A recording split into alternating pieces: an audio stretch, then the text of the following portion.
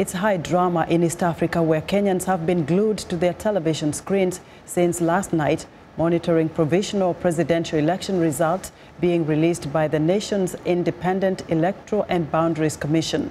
Kenya's Electoral Commission is using biometric voter identification and electronic vote transmission systems to conduct the elections. The vote is seen as a key test for the Commission after voting technology failed during the last polls in 2013, sparking allegations of vote rigging. Election officials have up to a week to announce full results, but they may opt to announce the outcome as soon as possible to alleviate the possibility of violence. Kenya's opposition leader Raila Odinga says the Election Commission's computer system was hacked and fake results posted to show President Uhuru Kenyatta with a strong lead in a case of massive fraud. The 2017 general election was a fraud. In his words, Uhuru said that he did not need voters to win an election. And this is said in Turkana, he repeated it again in Makueni. The hacking has definitely affected the results of the 2017 general elections. It's a tragedy of monumental proportions and a total disaster.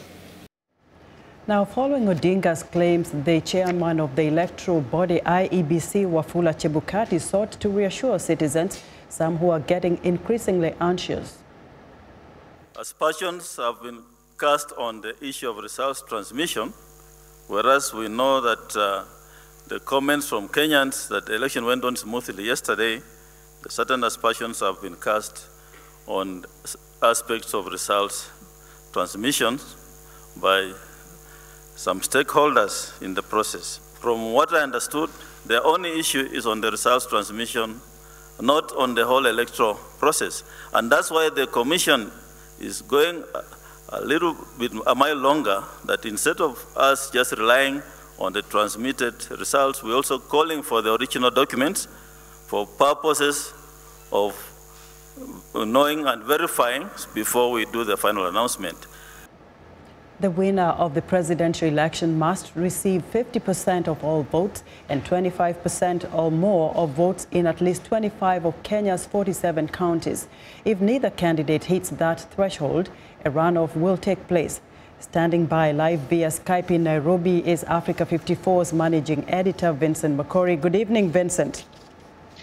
Good evening, Esther. Now, Vincent, a very tense situation in Nairobi right now. What needs to be done by the IEBC to reassure Kenyans?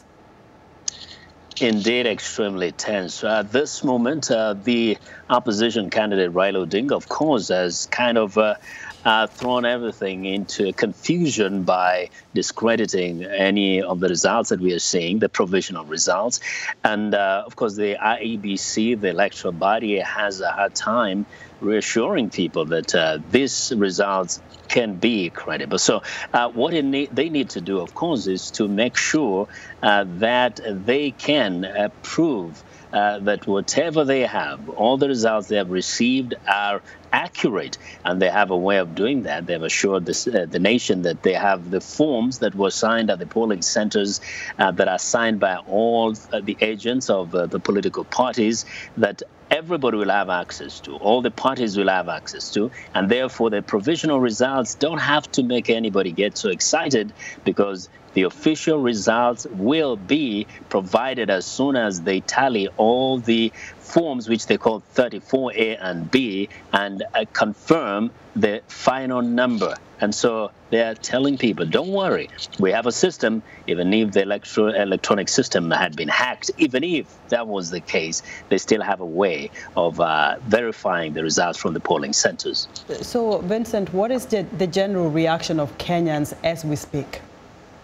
Of course, following the pronouncement by Mr. Raila Odinga that whatever is out there is fraudulent and that the system has been hacked, there have been there's been a flare-up of some kind of skirmishes in some parts of Nairobi and parts of the country. Nothing very serious, but some youths coming out to the streets, burning tires, of course, chanting, slogans demanding that the real results be announced. So we are seeing a situation which could escalate, but I think at this moment it depends on what Mr. Raila says to his supporters, but also how the Electoral Commission handles the situation to restore that confidence in their systems and convince everybody that eventually the correct results will be announced. Now, Vincent, has there been any efforts by the authorities to calm the situation very briefly?